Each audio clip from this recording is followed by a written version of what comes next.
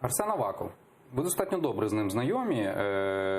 Він також був представником Народного фронту, і він єдина людина з Народного фронту, яка, здається, залишилася в теперішній владі.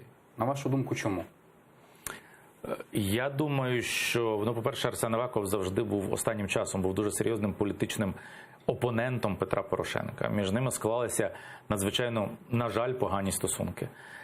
Вони були коректними, вони не переходили якоїсь межі, але це не були стосунки політичних партнерів, а це були стосунки політичних опонентів.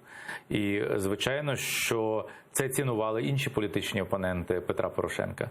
Тому вони поважали Авакова за цю його позицію, яка з моєї точки зору є хибною, і вони підтримали його в цей уряд, знаючи, що він є сильним фахівцем і дуже сильним політиком. І він керує міністерством, яке є ключовим для цієї влади. Треба мати йому хорошу альтернативу. Треба мати свого сильного фахівця і політика. Ми бачимо, що на дуже багато посад запрошуються депутати з минулої влади, в тому числі люди, які працювали з Петром Порошенком. В них просто ця лава запасних дуже коротка. А Аваков сильний менеджер для цієї посади для них. Ви залишаєтеся з ним в хороших відносинах, так як з Олександром Ткаченком, чисто по-людськи? По-людськи так, хоча ми політичні опоненти. Я розділяю політику і людські стосунки, тому що політики повинні спілкуватися одне з одним. Є така форма в Сполучених Штатах Америки, наприклад, молитовний сніданок, яка останнім часом теж у нас була прийнята, коли збираються в якийсь період представники різних політичних сил, які навіть конкурують між собою, які є там ворогами, але вони збираються разом обговорити, що їх може об'єднувати. Любов до країни, любов до Бога, якісь ще речі, які для когось можуть здаватися цинічними або нещирими, а насправді є важливими для багатьох людей. При цьому ці люди стоять на різних політичних поглядах. І мені такий діалог дуже подобається, тому що я все ж таки є людиною діалогу. В усіх партіях є або мої колишні друзі, або помічники, окрім можливо, опозиційної платформи «За життя». Так, і там є Юрій Павленко, з яким в мене колись були прекрасні стосунки. Ми зараз в одному комітеті, ми теж з ним спілкуємося, хоча він в зовсім іншій політичній силі, яка є супер нашим політичним великим опонентом. Так що спілкування має бути.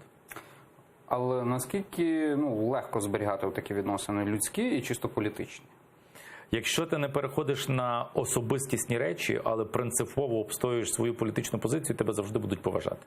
Якщо ти просто ображаєш свого політичного опонента, нічого не пропонуючи, то ти будеш мати особисті конфлікти, які ні до чого хорошого не приведуть. З Арсеном Аваковим, наприклад, в мене була дуже серйозна суперечка через закон про мову. Він був категорично проти цього закону.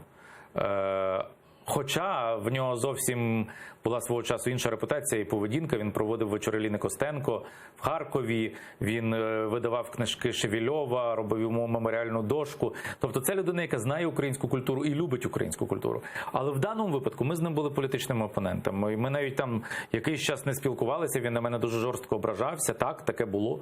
Але ці образи не означали, що ми один одного там поганими словами називали чи ще якось. Але я стояв на своєму. І як би на мене не тиснули, в тому числі і він, я сказав, я від своїх позицій не відійду. Так що так. А от просто чисто цікаво, так? От мені, як людині, яка спілкується кількома іноземними мовами, от який аргумент наводив Арсен Борисович, що він не може заговорити українською мовою?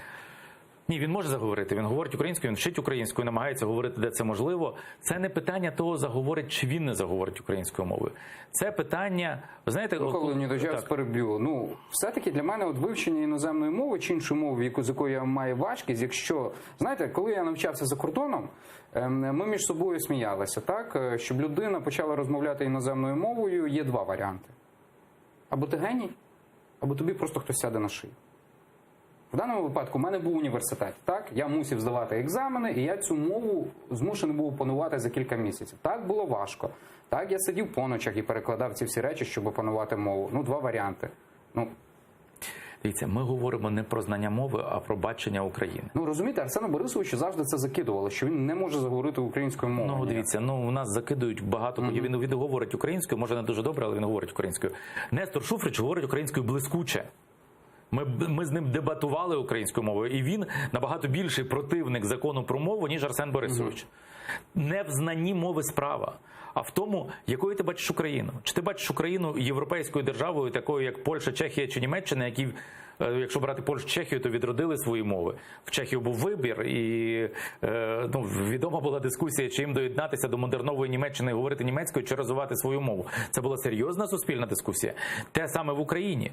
Я є прихильником того, що Україна має бути україномовною державою. Не завтра, не потрібно нікого примушувати, але ми маємо стимулювати, зберігати нашу мову, бо без мови ми ніколи не побудуємо цю державу.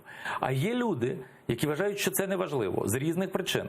Частина цих людей вважає, що ми є частиною руського міра і все одно маємо доєднатися до Росії, і цієї мови не має бути. Такі, як представники опозиційної платформи «За життя». А є такі демократи, от в Харкові таких багато, був колись Гриньов, заступник голови Верховної Ради, там Генріх Халтунян був, до речі, дисидент дуже відомий. Це люди демократичних поглядів, які кажуть, що на що ви мене примушуєте говорити українською, я хочу тут говорити російською, я буду говорити російською. Є третя категорія людей, яка українців завжди вважала підсвідомо людьми другого сорту. Сміялась з української мови на телебаченні, бо русский язык – это великий, красивый русский язык, на котором говорят нормальные люди, язык Пушкина, язык Достоєвського, язык Толстого. А що этот український? Сільська річ? Так, і от таких людей теж дуже багато. І вони психологічно до українців ставляться як до людей другого сорту. В кожного свої причини. Ці причини не пов'язані з тим, знає людина мову чи ні. Є україномовні люди, які виступають проти української мови. Розумієте, вони знають українську, але самі себе вважають людьми другого сорту. Так що в кожного свої причини.